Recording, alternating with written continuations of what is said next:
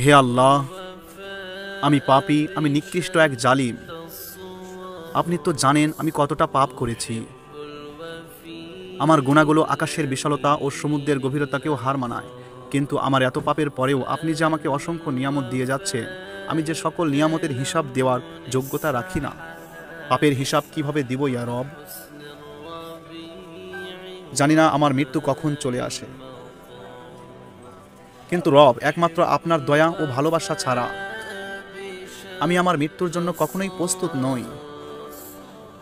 মৃত্যুর সময় আপনি যদি আমাকে আপনার দয়া ও ভালোবাসা না দেন, তাহলে তো আমার ধ্বংস শুরু হয়ে যাবে, যা অসহনীয়।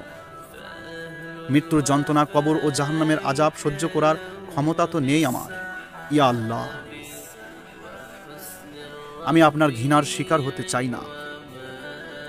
আপনি যদি আমাকে গুনাহ থেকে পবিত্র না করেন, তাহলে তো আমার আর অন্য কোনো ইলাহ নেই পাপ থেকে পবিত্র করার।